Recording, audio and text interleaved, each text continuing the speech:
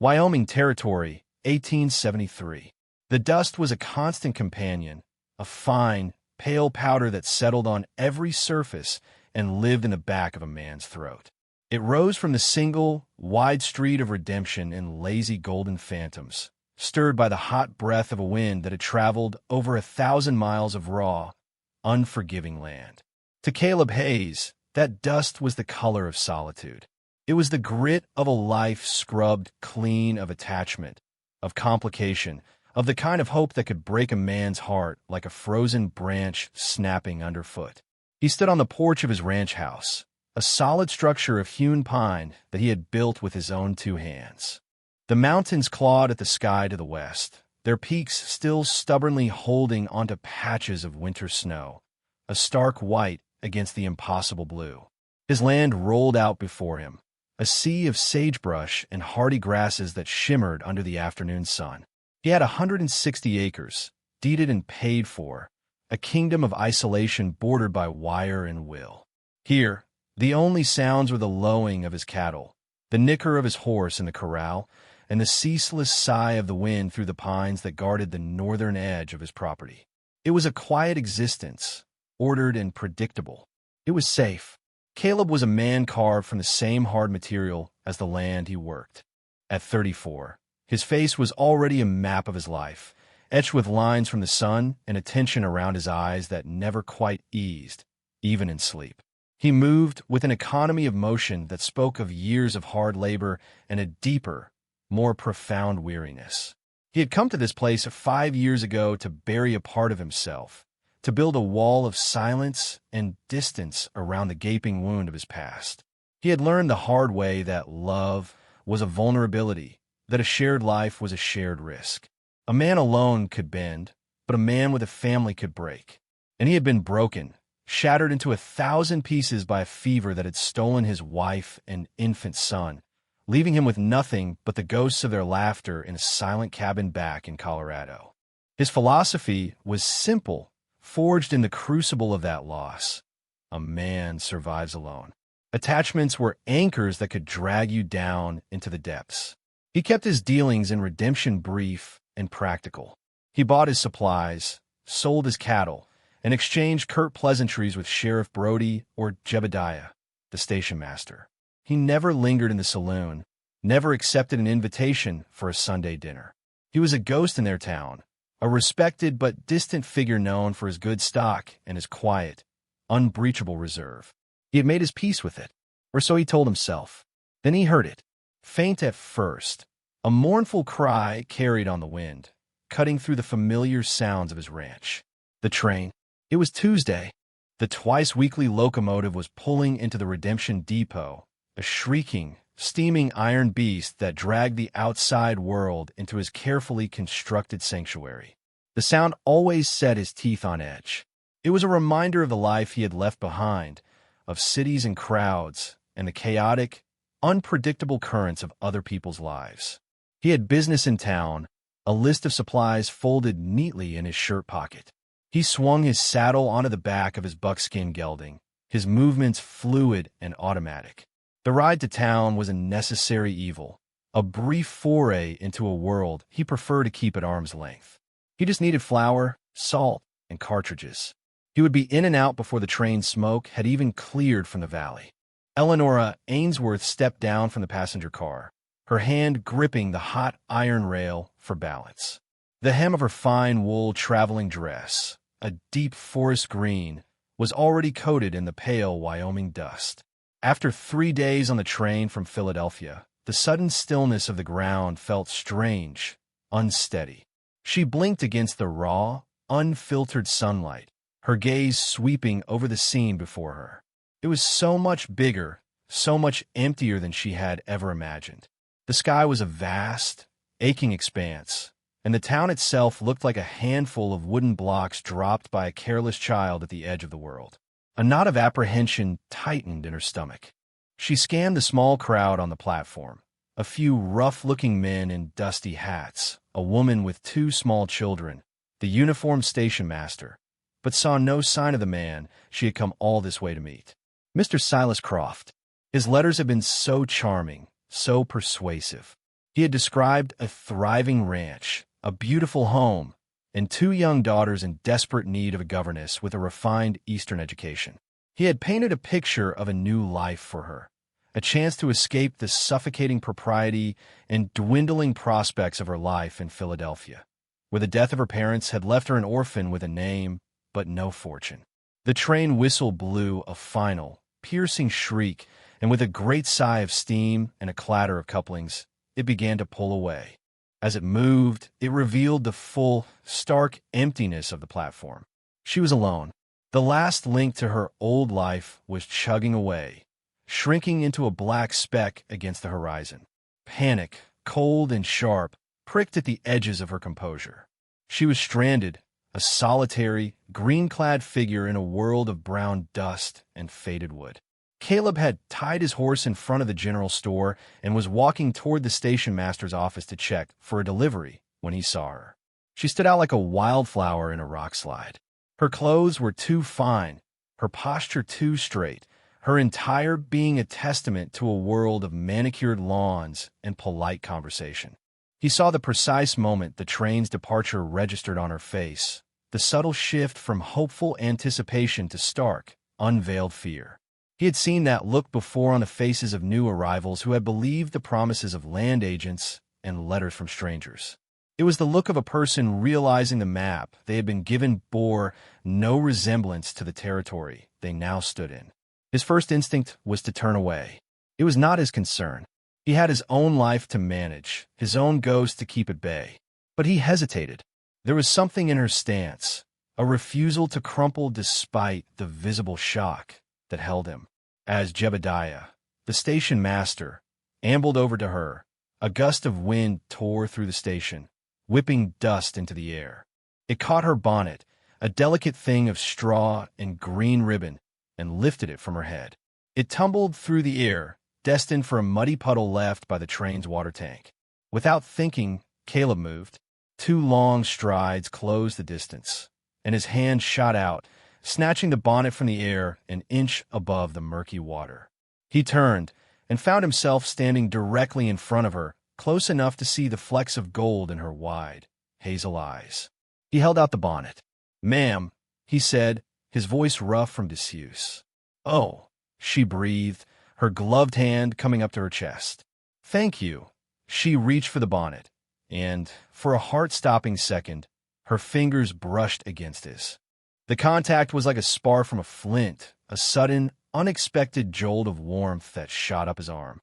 It was the first time he had willingly touched a woman's hand in 5 years. He pulled back as if burned, his carefully constructed walls trembling from the impact. "You're waiting for Silas Croft," Jebediah stated, his voice full of a gentle pity that made Eleanor's skin crawl. It was not a question. "Yes, I am," she said, forcing a confidence she did not feel into her tone as she secured the bonnet. "Is he delayed?" Jebediah shook his head, his jowls wobbling. "Delayed ain't the word for it, miss. Mr. Croft sold his stock, packed his trunks, and lit out for California near a month ago. Said the winters here were too hard on his constitution. Never mentioned no governess. Never mentioned no daughters, neither. Far as anyone knows, Croft ain't ever been married." Each word was a hammer blow, dismantling the fragile architecture of her future. Deceived, utterly and completely deceived. The letters, the promises, the money she had sent for her passage, it was all a lie. A cruel, elaborate fiction to lure her, for what? To what end? The reason no longer mattered. The reality was this. She was alone, thousands of miles from anything familiar, with less than $20 in her reticule, and a trunk full of books and uselessly elegant dresses. The world seemed to tilt, the dusty street blurring at the edges. Caleb saw the color drain from her face. He saw her sway, a slight, almost imperceptible movement, but it was enough. The instinct to protect, an instinct he thought he had long since buried, rose up, fierce and undeniable. He stepped forward again, his hand hovering near her elbow, ready to catch her if she fell. "You all right, ma'am?" he asked, his voice low. She straightened, her spine stiffening as if held up by pride alone. "I am perfectly fine. Thank you, mister." Hayes. Caleb Hayes, Mr. Hayes, she acknowledged, her voice trembling only slightly. She would not faint. She would not weep in front of these strangers. She was an Ainsworth, and an Ainsworth did not crumble. But inside, she was a hollow, echoing cavern of fear. What was she to do? Where was she to go? The silence stretched, thick and awkward. Jebediah wrung his hands, clearly at a loss. Caleb found himself in an impossible position. His every instinct screamed at him to mount his horse and ride away, to flee back to the safety of his solitude. This woman, with her wide, frightened eyes and her scent of lavender and city rain, was a complication of the highest order. She was a disruption to the quiet, gray peace he had fought so hard to build. But he couldn't do it. He couldn't leave her there on that platform, a lamb waiting for wolves. The town of Redemption was not unkind, but it was a hard place. A lone woman with no money and no connections was a target. He thought of his Sarah, how lost and terrified she would have been in such a situation. The memory was a sharp, painful jab to his conscience. He cleared his throat, the sound loud in the sudden quiet. I have a ranch north of town. My housekeeper, Martha, she's there. You could stay there. Until you figure things out. The words felt foreign in his mouth, clumsy and ill-fitting. He was inviting the world over his threshold. He was inviting chaos into his ordered life. He must be a fool. Eleonora looked at him, truly looked at him for the first time. She saw the weathered lines of his face, the stark gray of his eyes, the callous strength in the hand that had caught her bonnet. He looked as hard and unyielding as the mountains behind him. Yet his offer was one of surprising kindness. A flicker of hope, small but persistent, ignited within her. I couldn't possibly impose, she began, the polite refusal automatic. It's no imposition, he cut in, his tone leaving no room for argument. The place is big enough. Martha will see to you. We'll get your trunk. He didn't wait for her acceptance. He turned and signaled to one of the baggage handlers, his movements decisive, as if he were roping a stray calf. He had taken charge, and Eleonora, for the first time in her life, found herself utterly surrendering her fate into the hands of a complete stranger. She was too tired, too broken, to do anything else. As she followed him toward a wagon, the dust of redemption swirling around her ankles, she felt as if she had stepped off the edge of her known world and into a story she could not possibly comprehend. The ride to the ranch was conducted in a near-complete silence, broken only by the creak of the wagon wheels and the soft thud of the horse's hooves. Eleonora sat ramrod straight on the hard wooden seat, her hands clasped tightly in her lap, her gaze fixed on the endless expanse of sagebrush and sky. She was acutely aware of the man beside her. He held the reins with a casual competence, his large hands resting lightly on the leather.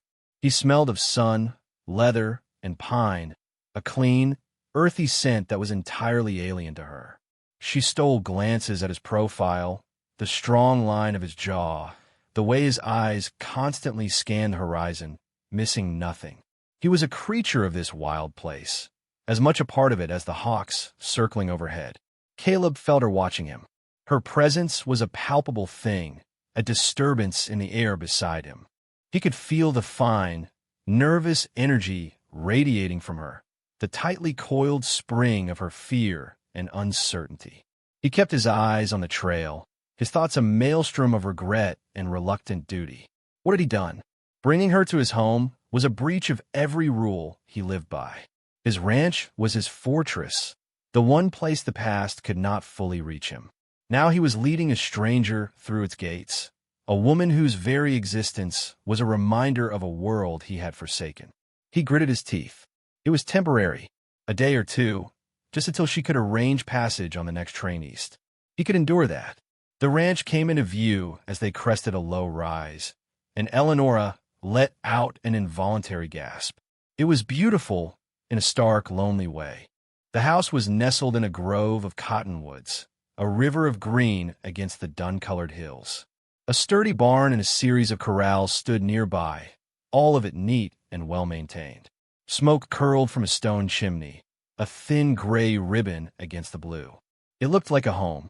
A real home.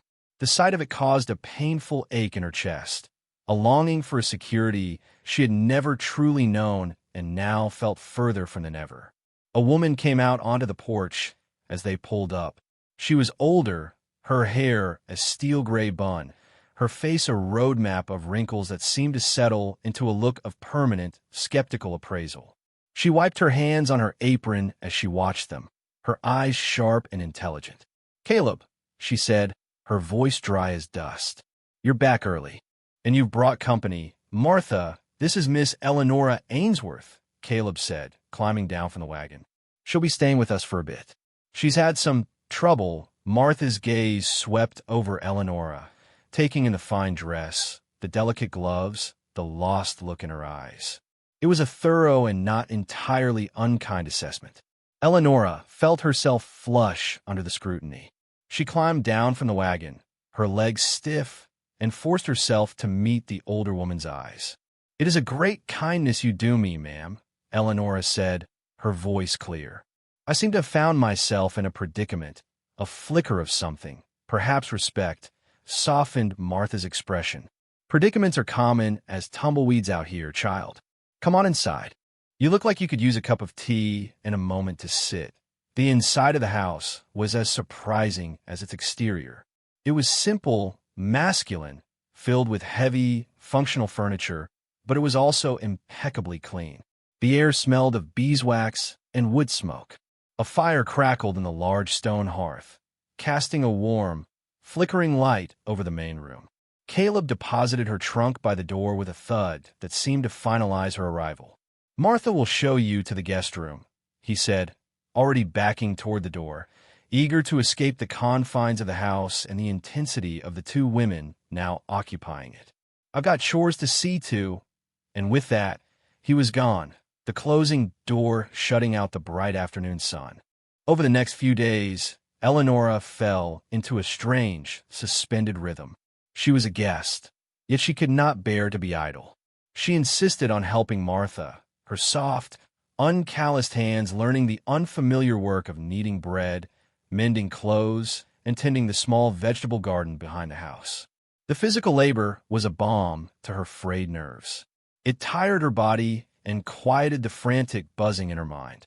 Martha, after an initial period of watchful silence, began to thaw, offering gruff instructions and, occasionally, a tight, approving nod. Caleb remained a distant, formidable presence. He was gone before she woke, out on the range, and returned late, covered in the dust and sweat of his work. He ate his meals with them at the large kitchen table, but he spoke little, answering Martha's questions in monosyllables and rarely meeting Eleanor's gaze. Yet, she was constantly aware of him. She watched his hands, strong and capable, as he ate. She heard the steady, heavy tread of his boots on the floorboards.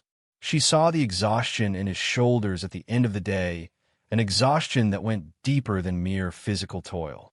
She saw a profound loneliness in him, a mirror of her own, and it intrigued her. One evening, a storm rolled in from the mountains. The sky turned a bruised purple, and the wind howled around the corners of the house. Rain lashed against the windows in great, slanting sheets. The three of them were gathered in the main room, the fire in the hearth their only defense against the chill that had seeped into the air. Martha was knitting, her needles clicking a steady rhythm. Caleb was cleaning a rifle, his movements precise and methodical. Eleanora was trying to read a book of poetry she had brought from home, but the words swam before her eyes. The oppressive silence, broken only by the storm and the fire, finally became too much for her. "Mr. Hayes," she began, her voice sounding small in the cavernous room. He looked up, his gray eyes catching the firelight. "Caleb," he corrected her, his voice low. "Caleb," she repeated, the name feeling strange on her tongue. I wanted to thank you again for your hospitality. I have written to my aunt in Boston. I expect she will send funds for my return journey soon. I will not be a burden to you for much longer." He finished wiping down the rifle barrel before he answered. "You're not a burden." It was a simple statement of fact, devoid of platitude. Martha looked up from her knitting, her sharp eyes moving between them. She seemed to sense the shift in the current of the room. With a quiet sigh, she put her work aside.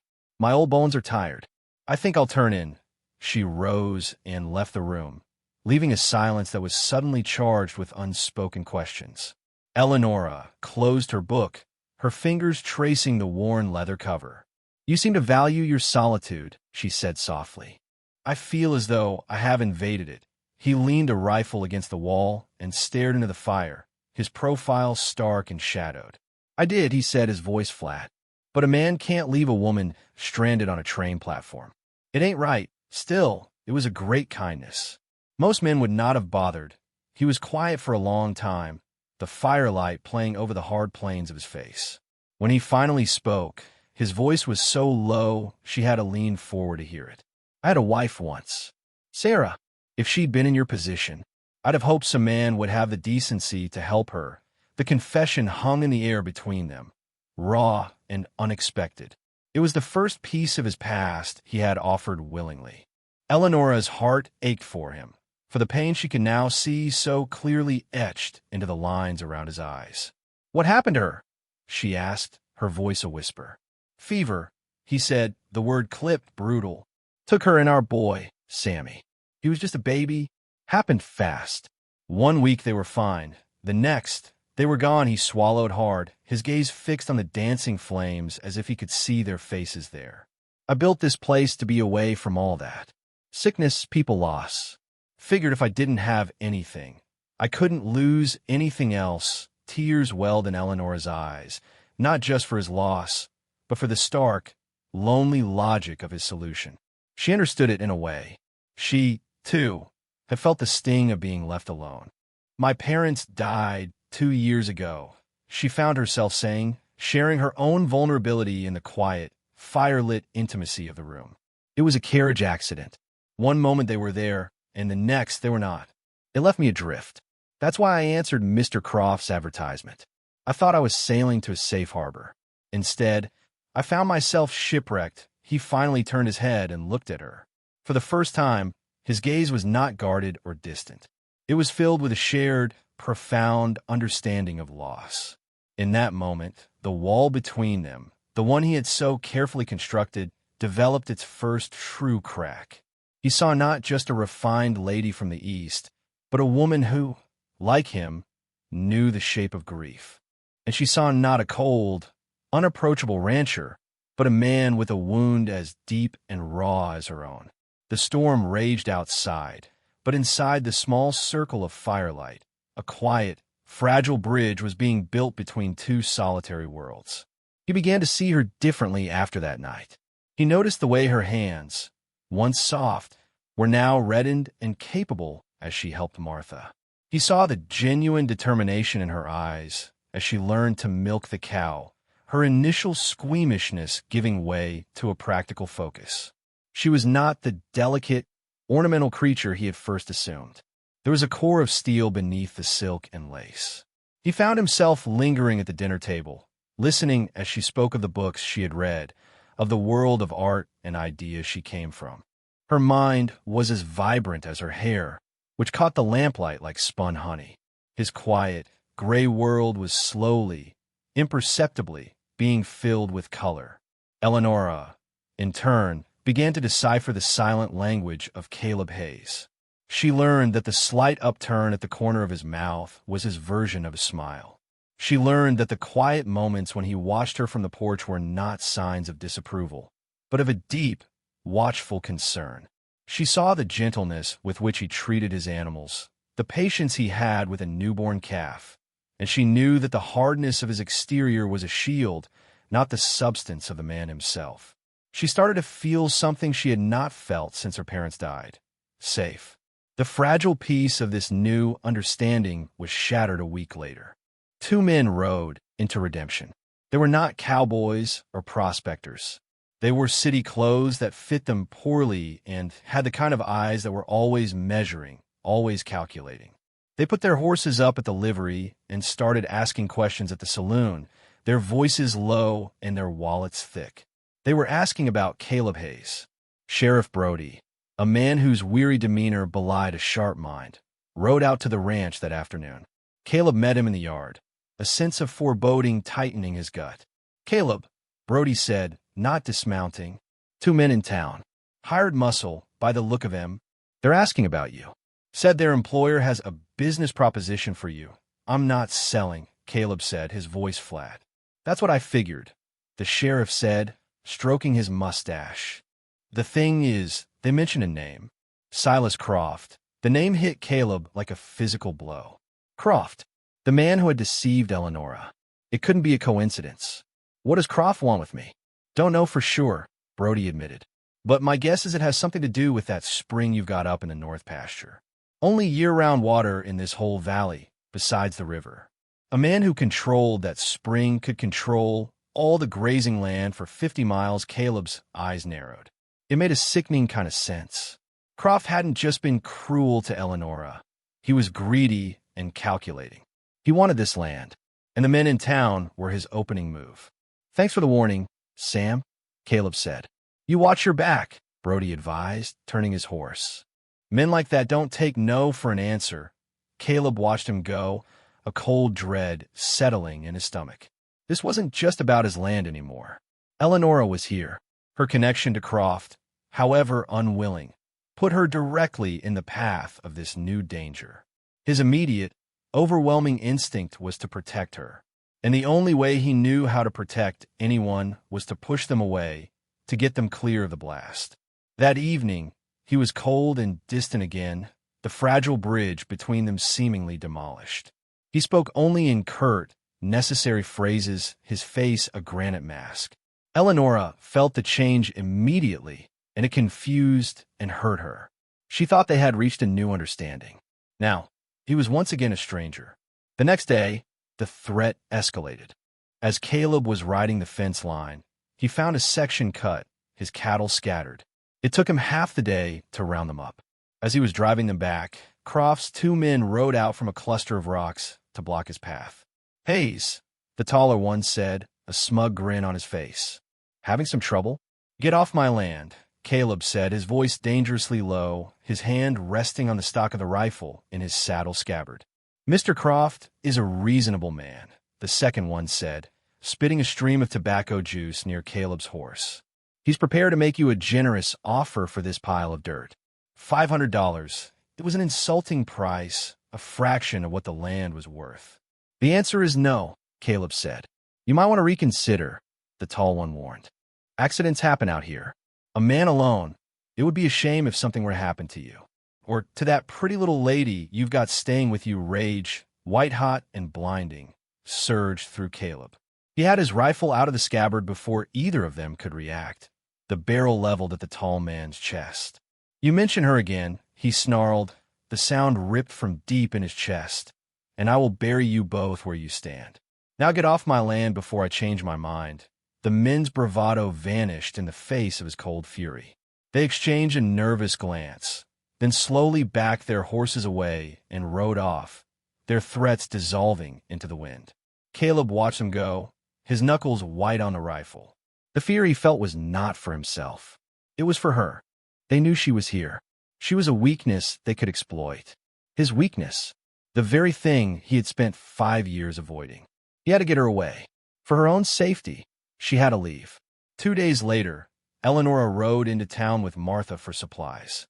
The tension at the ranch had become unbearable. Caleb was a thundercloud of silent fury, and the weight of his disapproval was crushing her spirit. She had hoped a trip to town might clear her head. While Martha was in the general store, Eleonora found herself wandering toward the sheriff's office, drawn by a morbid curiosity. She wanted to see if there was any news, any word of the men who were so clearly threatening Caleb. She stepped inside the dusty, quiet office. Sheriff Brody was out, but a collection of notices was tacked to a board on the wall. Land auctions, town ordinances, and in the center, a fresh, starkly printed sheet of paper. A wanted poster. Her eyes scanned it idly at first, then locked on the sketch. It was a crude drawing, done in heavy charcoal lines, but it was unmistakable. The square jaw, the high cheekbones, the intense, deep-set eyes. It was Caleb. Her breath caught in her throat. Her heart began to hammer against her ribs, a frantic, trapped bird. Beneath the drawing, The words swam before her eyes. Wanted, Jedediah Kane, for the robbery of the First National Bank of Denver. $1,000 reward. Considered armed and extremely dangerous. Jedediah Kane. Caleb Hayes. Her mind reeled, struggling to connect the two. The man who had shown her such gruff kindness, who had shared the story of his lost family, who had made her feel safe for the first time in years. He was a wanted man. An outlaw. A bank robber. Armed and extremely dangerous. The world tilted on its axis. Every moment they had shared was instantly recast in a sinister new light. His solitude wasn't about grief, it was about hiding. His silence wasn't stoicism, it was the caution of a fugitive. His kindness, what was that? A trick? A way to keep her quiet and compliant? The coldness of the past few days suddenly made a terrible, horrifying sense. He wasn't pushing her away to protect her. He was pushing her away because his dangerous world was closing in, and she was a liability. She backed out of the office, her legs unsteady. The sunlight seemed too bright, the sounds of the town too loud. She felt a profound and chilling terror, but beneath it, a sliver of ice-cold betrayal. He had lied to her. He had let her live in his home, share his table, and all the while, he was a criminal on the run. When she and Martha returned to the ranch, Eleonora was silent, her face pale and set. She avoided Caleb, making excuses to stay in her room. He saw the change, the fear that now radiated from her, replacing the warmth that had begun to grow between them. It tore at him, but in a twisted way, he was grateful. Her fear would make it easier for her to leave. It would keep her safe. He had to believe that. He told himself it was better this way, even as the thought of her departure felt like reopening the old wound in his soul. The letter from her aunt arrived on the Friday train, containing a bank draft for her return fare. The arrival of the money felt like a death sentence. Now, there was no reason for her to stay. She packed her trunk that night, her movements stiff and automatic.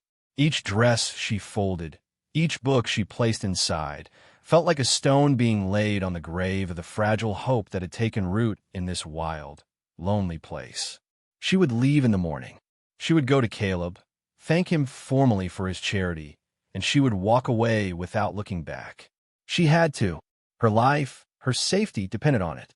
But as she lay in bed that night, listening to the lonely cry of a coyote in the hills, she found herself weeping, not from fear, but from a sense of loss so profound it felt like a part of her was being carved away.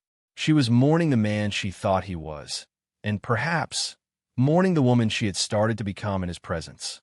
That night, the wind picked up a restless, moaning sound that rattled the window panes. It carried the scent of rain and something else, the acrid smell of smoke where there should be none. Caleb was awake instantly, his senses screaming a warning. He threw on his boots and grabbed the rifle from beside his bed, moving silently to the window. In the distance, near the hay barn, a small, flickering orange light danced against the oppressive darkness. It was not a lantern. He was halfway to the door when he heard a floorboard creak in the hall. Eleonora stood there, a shawl clutched around her shoulders, her face a pale oval in the gloom. "What is it?" she whispered, her voice tight with fear. "Stay inside. Lock the door behind me," he commanded, his voice a low growl. He didn't have time to explain, no time for her fear or her questions. But as he stepped onto the porch, the night exploded. A muzzle flash bloomed from the corner of the corral, and a bullet splintered the wood of the doorframe next to his head.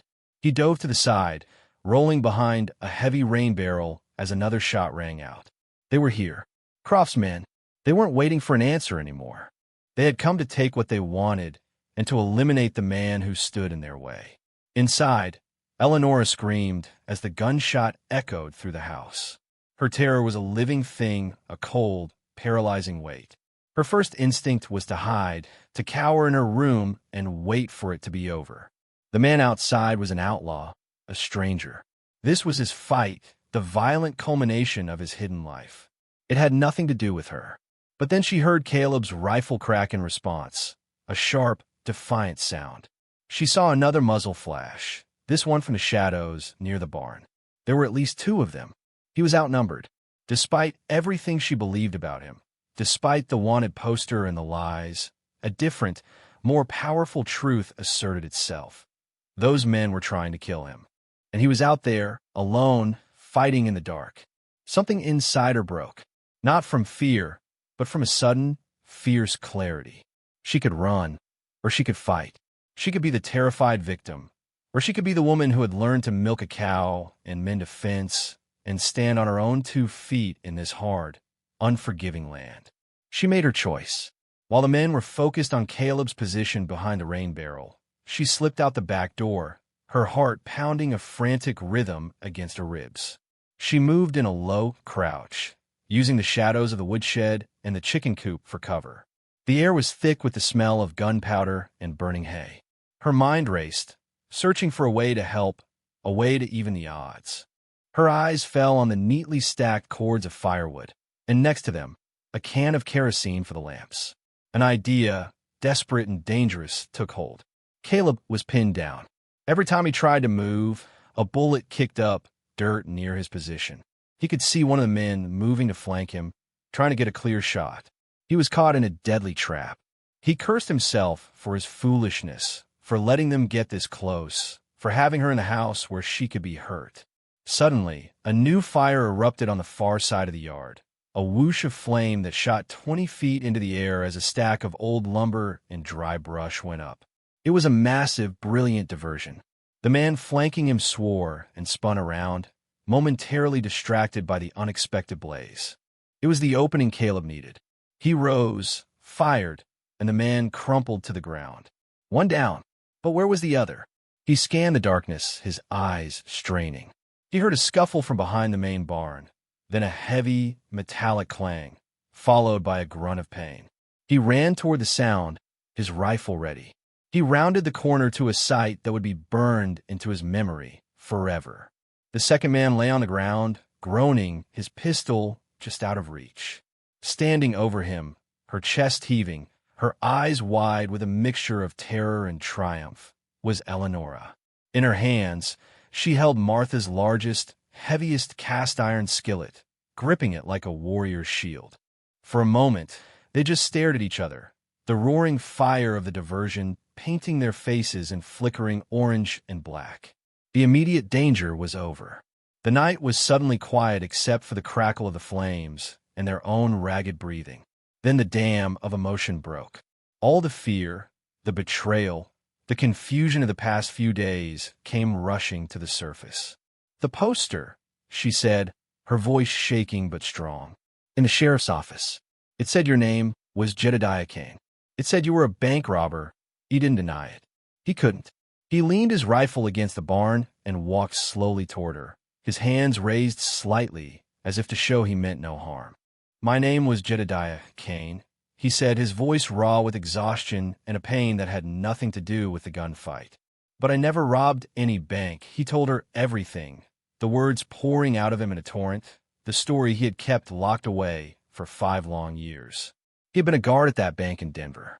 Silas Croft, a wealthy and respected client, had masterminded the robbery from the inside, using his access to disable the alarms. He had needed a scapegoat, and Kane, a quiet man with no family or connections in the city, was the perfect choice. Croft had planted some of the money in his room and paid off a witness. Jedediah had been arrested, tried, and convicted on false evidence. "They were going to hang me," he said, his voice cracking. "I escaped the night before the execution. I ran. I changed my name. I came here, to this place, to disappear. To be left alone." Eleonora listened, the iron skillet hanging forgotten at her side. It all fit. The cruelty of Silas Croft, the reason he wanted this specific piece of land, the hunted look that was always in Caleb's, in Jedediah's eyes. He was not a predator. He was prey. "Why didn't you tell me?" she whispered, her heart aching for him, for the injustice he had suffered. "How could I?" he asked, his voice rough with anguish. He took a step closer, his eyes pleading with her to understand. "My past is a disease. Anyone who gets close to me gets hurt. I saw what Croft did to you, luring you out here. When his men showed up, I knew my trouble had finally found me. I couldn't let it find you, too. I tried to push you away. I thought if you hated me, if you were afraid of me, you would leave. You would be safe. He finally stood before her, close enough to touch. The firelight cast deep shadows on his face, illuminating the tracks of unshed tears and the grime on his cheeks. I thought being alone was being safe. I was a fool. He reached out, his calloused fingers gently touching her cheek. Tonight, when I thought they might hurt you, I realized I was wrong. Being without you, that's the only real danger. The only thing I can't survive, his confession, stripped bare of all his defenses, hung in the air between them. In that moment, he was not Caleb Hayes the rancher or Jedediah Cain the outlaw. He was just a man, vulnerable and broken, admitting that the walls he had built to keep the world out had become a prison. Eleonora leaned into his touch, the last of her fear melting away, replaced by a wave of love so powerful it stole her breath. "You are not alone anymore," she whispered. He looked down at her, his gray eyes shining with a light she had never seen before, a light of hope and desperate, unbelievable relief. And as the flames of the diversionary fire began to die down, he lowered his head and kissed her, a kiss that was not about passion, but about promise. It was a promise of shared burdens, of vanquished ghosts, and of a future that neither of them would have to face alone. The sound of approaching riders broke them apart. A posse, led by Sheriff Brody, galloped into the yard, their lanterns swinging wildly. They had seen the fire from town. Brody took in the scene at a glance. The dead man by the corral, the groaning one by the barn, and the two figures standing close together, silhouetted against the dying flames. One of Croft's men, the one Eleonora had disabled, was more than willing to talk in exchange for a doctor. He confessed everything. Croft's plan to seize the ranch for its water rights, the campaign of intimidation, the order to burn Caleb out and kill him if he resisted. The confession was enough for Brody to send a telegraph to the marshal in Cheyenne, requesting a warrant for Silas Croft's arrest. As the sun began to rise, casting a pale pink light over the scene of the night's violence, another messenger arrived from the telegraph office. This one was for Sheriff Brody, but it concerned the man standing beside him. Brody read the message, his eyebrows rising. He looked at Caleb, a slow grin spreading across his face. "Well, I'll be.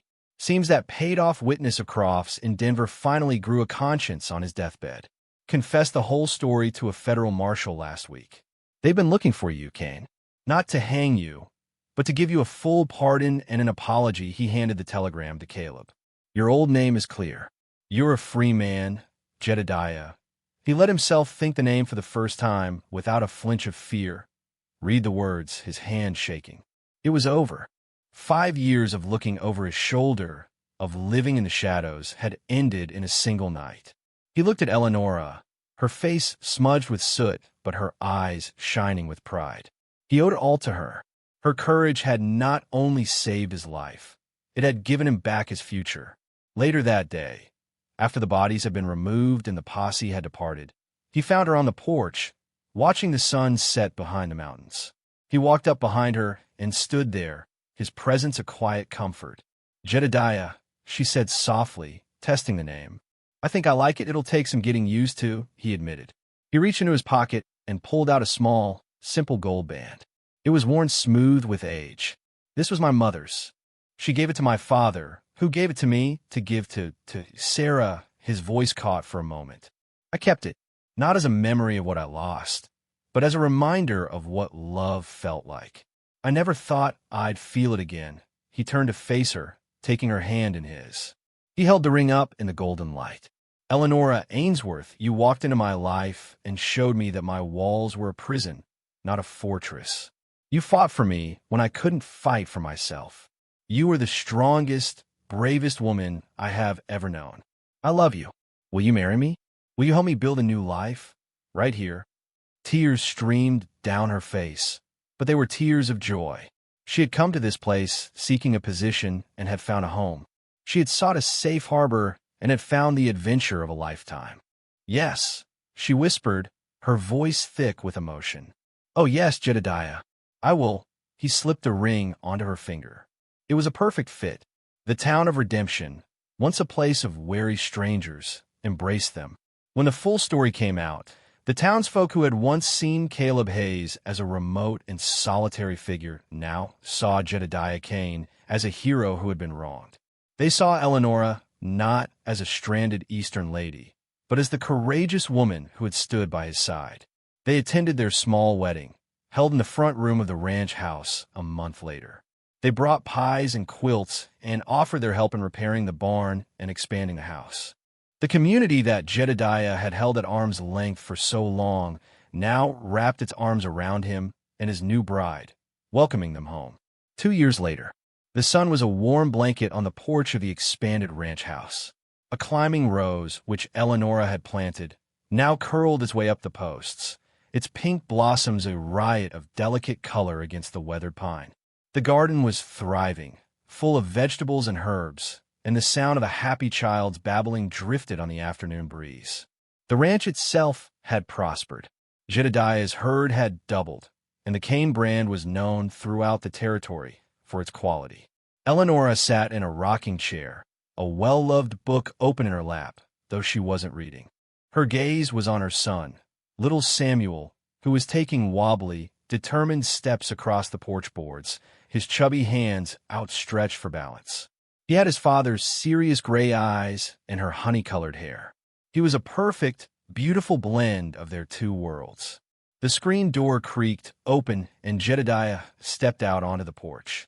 He was broader now, the constant tension gone from his shoulders.